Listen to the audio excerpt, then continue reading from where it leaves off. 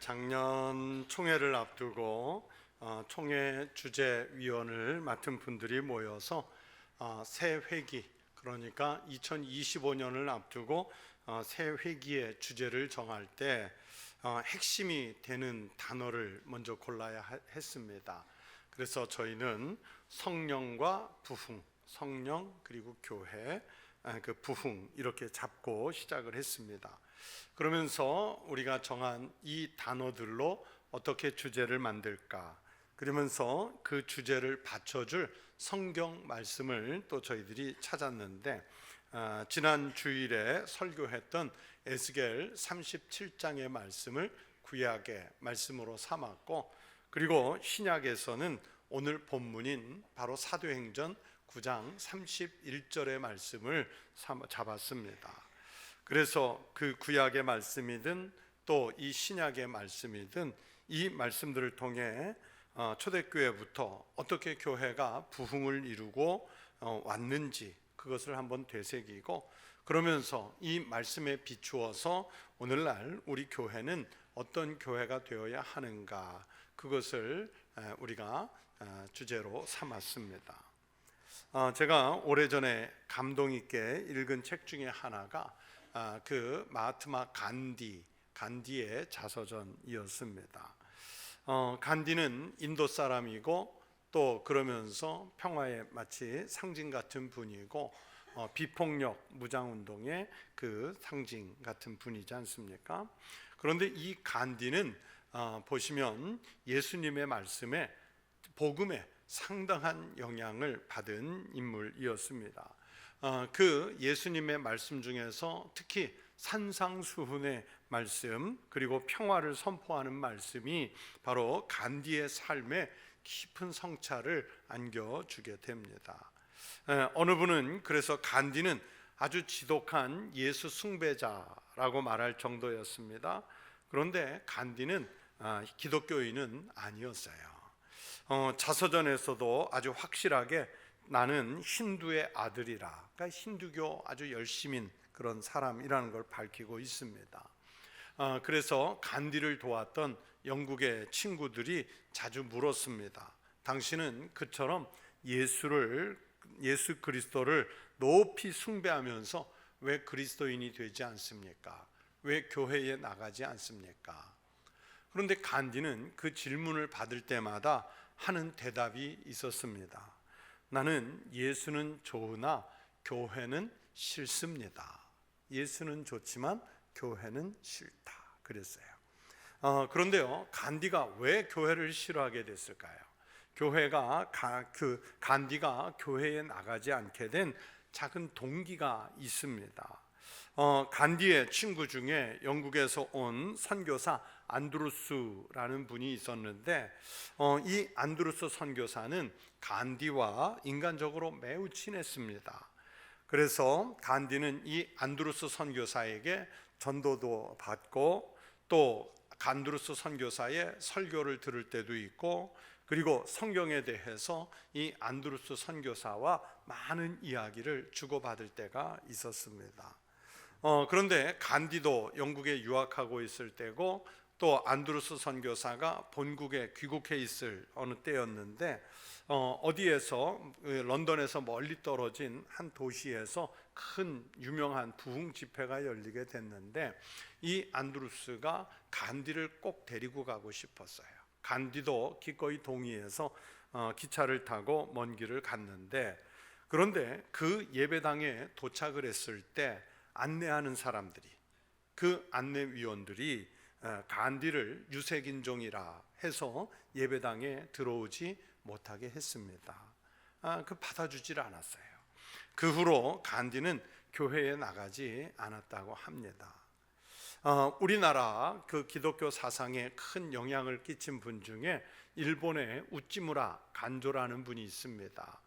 저희 신학생들은 이 우찌무라 간조의 성경 사상들을 읽기도 하고, 또 이 우찌무라 간조 선생의 아주 유명한 한국 제자들이 있는데, 김교신 선생.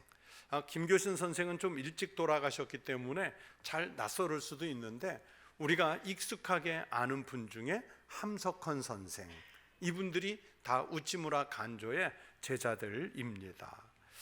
그런데요, 우찌무라 간조든 김교신 선생이든 함석헌 선생이든 이분들은 매우 신실한 신앙인들이었음에도 불구하고 교회에 나가질 않았습니다. 그래서 우리가 보통 그분들을 무교회주의자들, 교회에 나가지 않는다 해서 무교회주의자들이라고 말해요. 김교신 선생은 자신의 그 신학론이라는 책에서 진단하기를, 오늘날 기독교회의 부진은 전혀 거룩하지 않은 교회를 거룩한 것이라고 거짓말하여 잘못 믿게 한 데에 기인한다, 이렇게 썼습니다.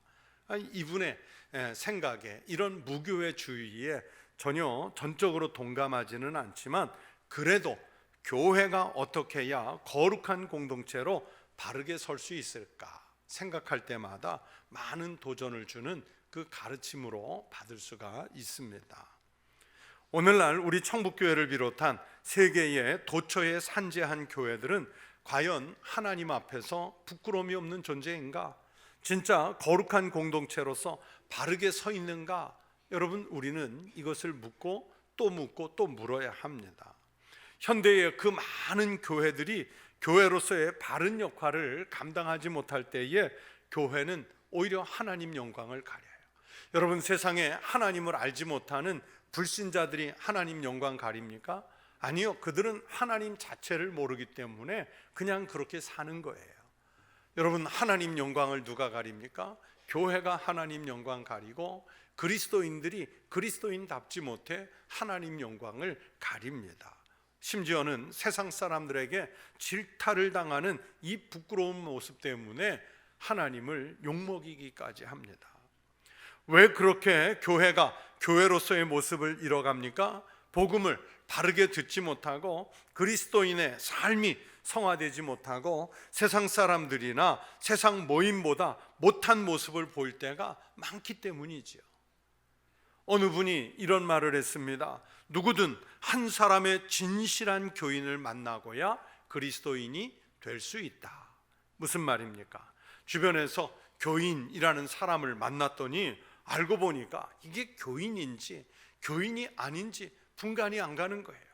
어느 경우에는 교인이 아닌 사람만도 못할 때가 많습니다. 그렇게 만난 교인에게 실망을 하면 간디처럼 그 불신자가 교회에 들어오려고 하지를 않습니다. 20년 넘게 지금까지 미국 플러신학교 총장으로 재직 중인 리처드 마우 박사가 있습니다. 이 리처드 마우 총장은 우리나라에서도 크게 베스트셀러가 됐던 무례한 기독교라는 책에서 이런 말을 했어요. 신앙인들 중에 교양이 있는 사람들은 확신이 없고 반면에 확신이 있는 사람들은 교양이 없다. 참 적절한 말이에요. 이 리처드 마우 총장의 이 견해에 동의할 수밖에 없어요. 오늘날 교회를 진단하면서 많은 분들이 염려합니다.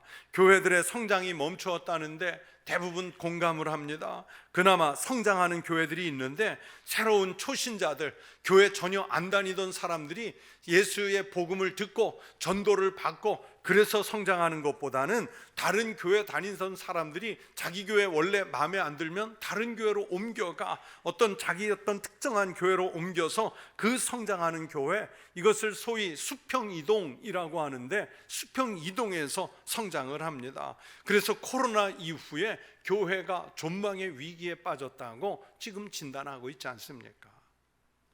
구세군의 창립자인 윌리엄 부스 목사는 말년에 이런 진단을 했습니다. 다가오는 미래에 닥쳐올 교회의 가장 큰 위험은 첫째, 중생 없는 용서를 전하는 철학적 기독교입니다. 추상적인 지식을 전하는 기독교, 말만 하는 철학적 기독교가 위험을 가져올 것입니다. 둘째는 그리스도가 없는 교회입니다. 교회라고 하지만 그 교회에 가서 그리스도를 만날 수가 없다는 것입니다. 그리고 하나님이 없는 정치, 지옥이 없는 천국을 말하는 잘못된 교리들이 앞으로 교회의 문제가 될 것입니다. 여러분, 이 윌리엄 부스가 무려 130년 전에 이런 진단을 내렸는데 지금 현실 속에서 교회들의 이런 현상이 나타나고 있고요, 교회들의 성장이 멈추는 그것으로 이 윌리엄 부스의 예언이 증언이 되고 있습니다. 교회가 다시 살아나고 교회로서의 본분을 다하려면 어떤 처방이 필요한가, 이 물음을 던질 수밖에 없는 시대입니다. 그런데 여러분, 그 답이 그렇게 어려운 답은 아닙니다.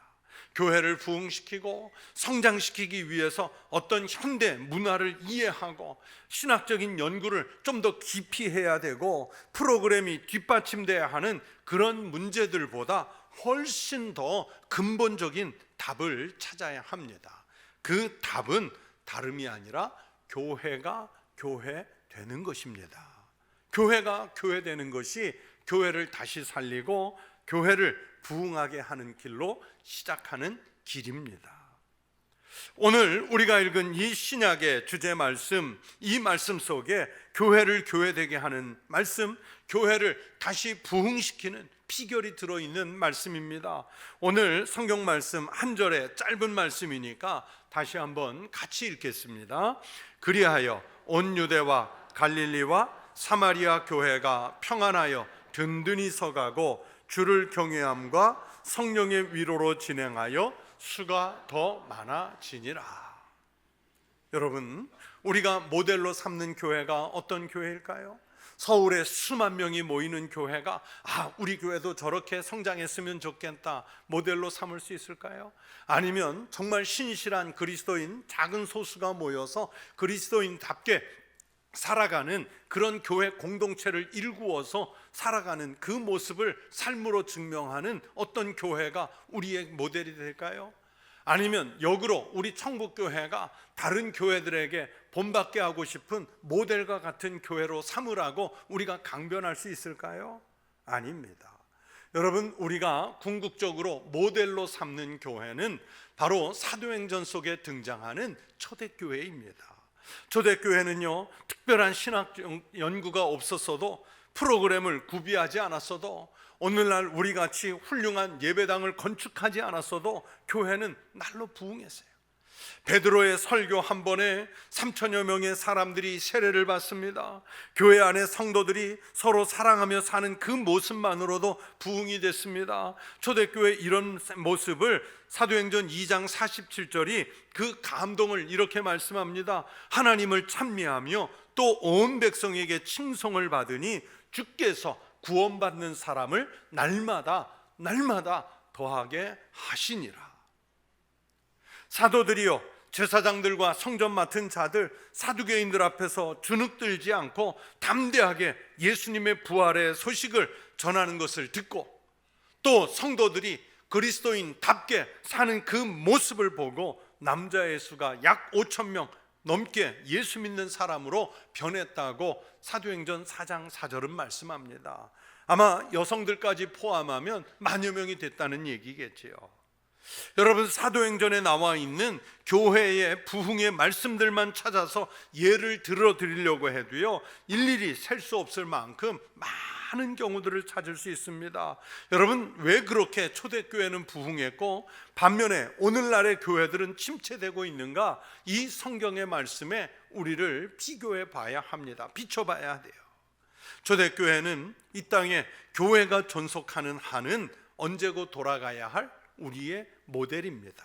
그래서 오늘 읽은 이 성경 말씀 속에 교회가 교회되고 교회가 부흥하는 게 어떤 원인 이유였는지를 말씀드리려고 합니다. 세 가지를 말씀드리려고 합니다. 첫째는요, 교회의 평안이에요. 교회의 평안입니다.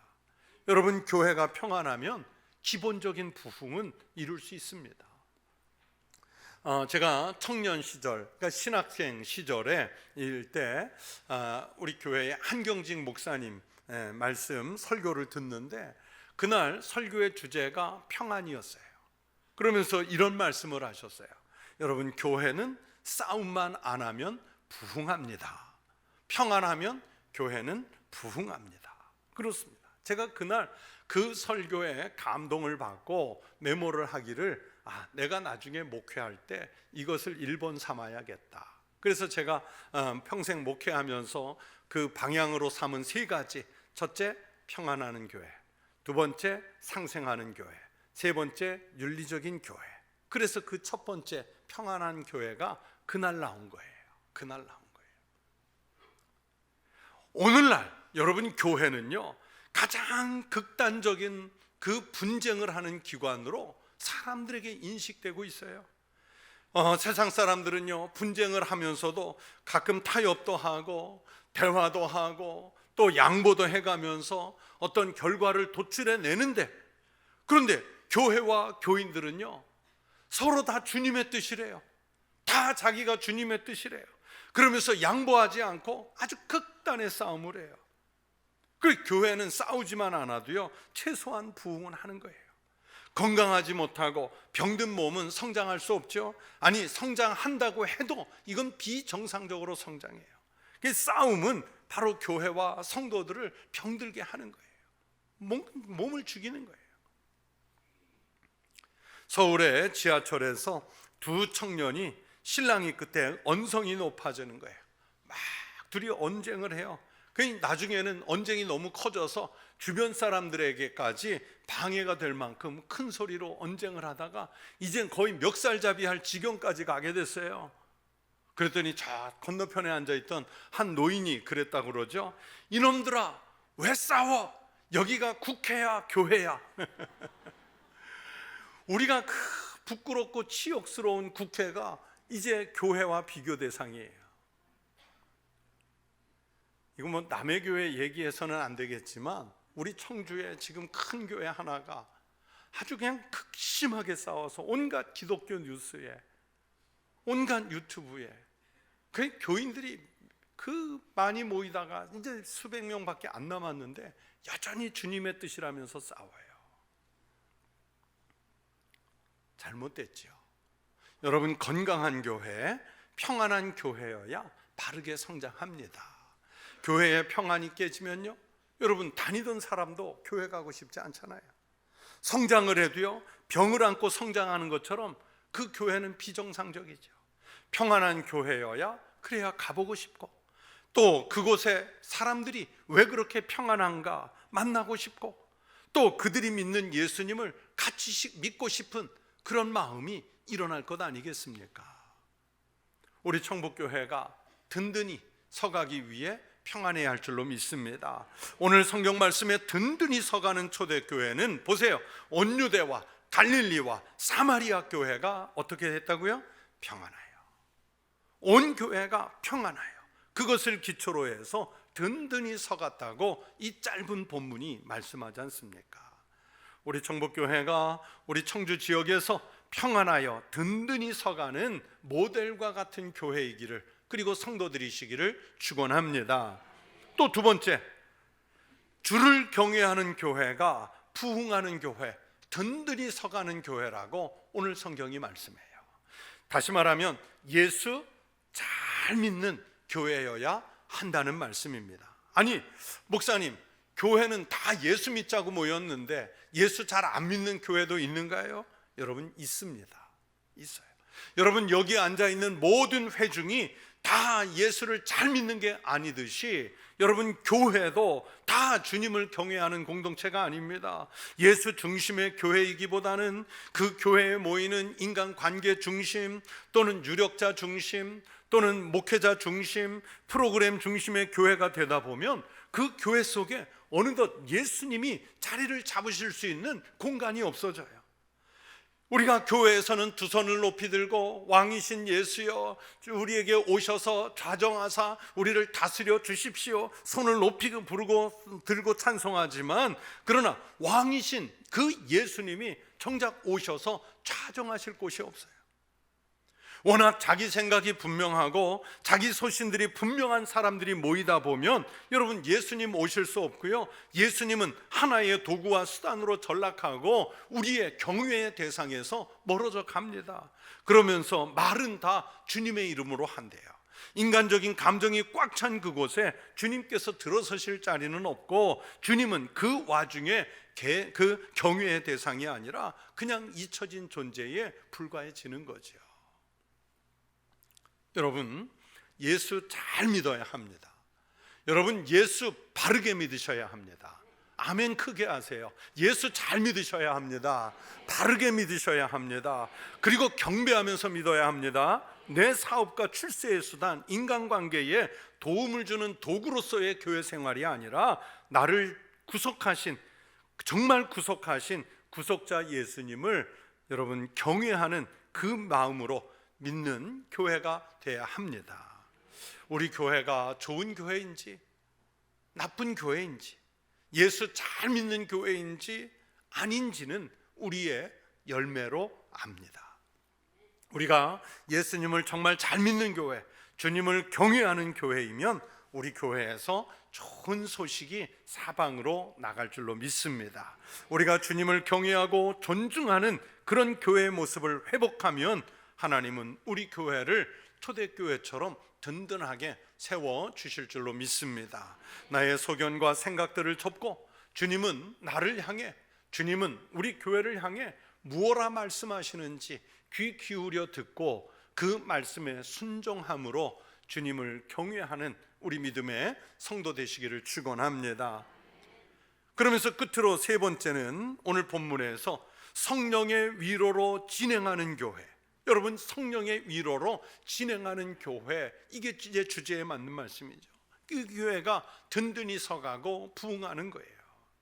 여러분, 교회의 시작은 오순절 성령 강림의 역사로 시작되었지 않습니까? 사도행전 2장에 보시면 예수님께서 부활하시고 승천하신 다음에 아직도 여전히 두려움 가운데서 마가의 다락방에 숨어있던 초대교회 예수님의 제자들 또는 예수님을 따르던 무리들 120명의 문도가 숨어서 그곳에 지내고 있었는데, 하늘로부터 급하고 강한 바람같이, 하늘로부터 큰 불같이 각 사람에게 임하면서 성령의 역사가 일어나잖아요. 그러면서 거기에 모였던 사람들로 인해 교회가 시작되고 사도행전 초대교회들이 퍼져나가는 거죠. 성령님께서 임재하시고 성도들과 교회는 그렇게 성령님이 충만하게 활동하시도록 맡겨놓을 때 부흥하고 성장한다는 것을 보여줍니다. 여러분, 오늘 말씀에서 초대교회가 어떻게 부흥했다고 말씀합니까? 성령의 위로로 진행하여 성령의 역사가 나타나야 되는 거예요. 초대교회가 무슨 대단한 일을 해서 교회가 폭발적으로 성장한 것 아닙니다. 교회 성도들이 직접 나가서 전도 활동을 해서 부흥한 것도 아니에요. 여러분, 초대교회 성도들이 유대교가 박해하고 로마가 박해하고 예수 믿는 사람들 잡으려고 하는 눈초리가 곳곳에 있는데 초대교회들이, 성도들이 어떻게 밖에 나와 활동했겠어요? 그런 악조건 속에서 초대교회가 부흥할 수 있었던 원인은 바로 성령의 충만함이에요. 교회가 부흥하는 배후에는 그래서 성령의 위로로 진행하는 은혜가 있는 거예요. 성령의 위로로 진행한다는 것은요, 변화를 의미합니다. 그리스도를 믿기 이전의 사람과 그리스도를 믿은 이후의 사람, 아주 달라진 모습이고요. 그래서 인격과 가치관이 달라지고 삶의 내용이 달라지게 하는 그 성령의 역사가 주변에 있는 그리스도인들에게 나타나니까 주변 사람들이 놀라는 거예요. 아니, 저 사람 예전에 저런 사람 아니었는데, 누구보다 악한 사람이었는데, 누구보다 사기꾼 같은 사람이었는데, 누구보다 타인들에게 해를 끼치는 사람이었는데 성령의 은혜와 감동의 역사가 일어나니까 변화와 변모가 일어난 거예요. 그러면서 그 결과가 수의 부흥으로 나타날 수 있었다고 사도행전은 곳곳에서 말씀합니다. 성령의 충만함을 입은 초대교회 성도들은요, 자기의 재산까지 내놓아가면서 유무상통하고요, 담대하게 하나님의 말씀을 전했고 온 교회가 사랑으로 넘쳐났습니다. 여러분, 사실 예수 잘 믿으려고, 제대로 믿으려고 하면 핍박이 있어요. 초대교회 성도들도요, 예수 믿는 것 때문에 죽음을 각오합니다. 가정에서 쫓겨나고 버림받아요. 국가 공동체에서 밀려나고요, 가까운 사람들과 격리되어야 했습니다. 우리의 생각에는 종교라고 하는 것이 가지고 있으면 행복을 보장하고 미래를 좀 좋게 만들어주고 하는 일마다 번영하게 해주는 그런 것들이 종교의 역할이라고 생각하지 않습니까? 그런데 예수 잘 믿으려고 하면 그런 일보다 십자가 지라고, 고난을 길을 가라고, 그러면서 죽을 각오까지 우리에게 요구를 해요. 예수 믿기 전에는 그런 일을 당할 생각이 없었습니다. 그러나 예수 믿고 가치관, 인격, 삶의 내용이 변하니까 그렇게 할 수 있는 믿음의 용기가 생기는 거예요. 그래서 버림받으면 버림받은 대로, 흩어지면 흩어진 대로, 있으면 있는 대로, 없으면 없는 대로 성령님의 인도하심을 따라서 살아갈 수 있는 힘을 갖게 되는 것입니다. 자발적인 삶의 방식을 내려놓고 하나님 중심의 삶을 살도록 성도들의 삶의 방식이 변화를 가져옵니다. 사실 우리는 예수를 믿으면서도 버리지 못하고 포기하지 못하고 움켜쥐고 놓지 못하는 성품들이 있어요. 그것이 변하지 않고 그것을 포기하지 못하면 성령님께서 나와 우리와 교회를 움직이실 수가 없습니다. 그래서 하나님은 우리가 그런 것들을 좀 내려놓고 포기할 수 있도록 때로는 환난을 만나게도 하시고, 때로는 핍박도 당하게 하시고, 때로는 넘어지게도 하시는 거예요. 거기에서 그래서 넘어진 채로 핍박받으면서 주님의 은혜를 보지요. 그 순간에 성령께서 활동하시는 겁니다. 오늘 우리는 9장 31절의 말씀을 읽었는데요, 오늘 본문 말씀 바로 앞에 내용들을 보시면 교회를 박해하던 바리새인 사울이라고 하는 젊은 사람이 예수님을 만나면서 그 사울이 바울로 변하는 말씀을 소개하고 있습니다. 이 사울은요, 누구보다도 완고하고 출세지향적이고 종교적인 정체성, 민족적인 정체성이 아주 강했던 사람이 사울이잖아요. 그랬던 사울이 정말 바늘로 찔러도 피 한 방울 안 날 것 같이 그렇게 딱딱하고 그렇게 고집스러웠던 사울이 예수 그리스도를 만나면서 바울이 됩니다. 예수를 만나면서 지금까지 자신의 삶의 방식을 내려놓아요. 자기가 그렇게 움켜쥐고 소중하게 여겼던 것들, 세상 사람들에게 내놓아도 정말 부끄러움 없이 자랑할 수 있었던 것들, 그걸 뭐라 그럽니까? 자기는 배설물로 여긴다. 예수 그리스도를 아는 가장 고상한 지식을 위해서 그런 세상적인 것들을 배설물로 여겼다 그랬습니다. 그것을 놓으면 죽을 줄 알았던 것들을 죽는 마음으로 놓았습니다. 그러나 그것은 죽는 것이 아니라 보니까 자기를 살리고 교회를 살리고 역사를 살리는 생명으로 나타났습니다. 그렇게 사울이 바울이 되었습니다. 교회 일을 참 열심히 하는 여집사님이 있는데, 근데 집에만 가면 남편에게 짜증을 내는 거예요. 짜증을 내. 그런데 한 번은 그 아내가, 여집사님이 남편 보고 이제 전도 대상으로 삼아서 여보 교회 갑시다, 그렇게 전도를 했어요. 그러자 남편이 물었어요. 교회 나가면 천국 간다며? 아유, 아내가 대답하기를 그렇죠, 그럼요, 교회 나가면 당연히 천국 가지요, 그랬어요. 그랬더니 남편이 말하기를 그럼 난 안 가. 당신 있는 천국 안 가. 나는 당신 없는 지옥에 갈 거야. 그러더래요. 여러분, 이런 상황이면 무슨 전도가 되겠습니까? 교회가 어떻게 되겠습니까? 교회 성장이라는 것이 무슨 굉장한 것이 아니에요. 한 사람 한 사람의 그리스도인이 변화하는 것입니다. 한 사람의 그리스도인들이 창조적으로 변하는 것입니다. 그들의 인격과 세계관, 가치관, 생활 태도 등이 변하는 거예요. 그 개인의 변화가 교회의 변화가 되고 세상의 변화가 됩니다. 그러면서 오늘 성경 말씀처럼 성령의 위로로 교회가 부흥해요. 오늘 성경 말씀을 그냥 읽는 것이 아니라 이번에는 내 신앙 고백을 담아서 다시 한번 같이 읽겠습니다. 그리하여 온 유대와 갈릴리와 사마리아 교회가 평안하여 든든히 서가고 주를 경외함과 성령의 위로로 진행하여 수가 더 많아지니라. 여러분, 우리 청북교회가 벌써 68년 되세요. 우리 교회의 구성원으로서 여러분의 위치를 오늘 말씀에 빗대서 다시 한번 생각해 보십시오. 나는 청북교회 다니면서 이 교회 안에서 평안을 만드는 사람인가?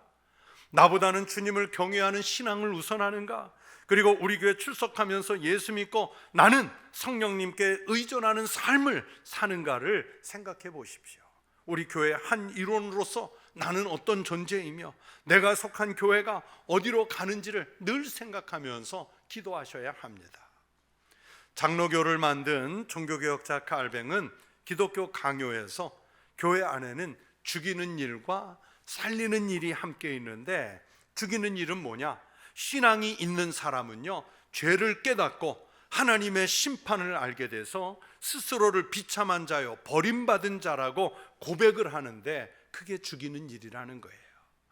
그러면서 그 사람은 즉 죽이는 일을 하는 동시에 살리는 일을 하는데, 살리는 일이란 믿음에서 생기는 위안과 위로라고 했습니다. 그러니까 참된 교인은 자신에 대해서는 죽이는 일을 하고, 교회 공동체에 속한 타인을 위해서는, 다른 사람을 위해서는 살리는 일을 할 때 교회가 교회되는 거예요. 그런데 우리는 어떻게 합니까? 남은 죽여도 누가 살아야 돼요? 내가 살아야 돼요. 그러면 교회는 안 되는 거예요. 그렇게 우리 청북교회가 교회다운 교회가 되고, 하나님이 우리 교회에서는 하나님 되시고 우리 성도들이 그리스도인다운 교인이 될 때 교회가 부흥하고 좋은 소식이 우리 교회로부터 증거되는 그 복음의 역사가 일어날 줄로 믿습니다. 교회다운 사명을 잘 감당하는 교회와 성도들이 되시기를 축원합니다. 기도하겠습니다. 하나님 아버지, 감사합니다. 저희들 예수 그리스도를 믿는다 하는 교회 공동체로 모였습니다. 오늘 성경의 말씀처럼 하나님 평안하여 든든히 서가는 청북교회, 또 주님을 경외하기를 가장 우선하는 우리 청북교회, 성령의 위로로 진행하여 든든히 세움을 받는 우리 청북교회 될 수 있도록, 그리고 우리 교회에 속한 권속들이 될 수 있도록 함께하여 주시옵소서. 예수님의 이름으로 기도하옵나이다. 아멘.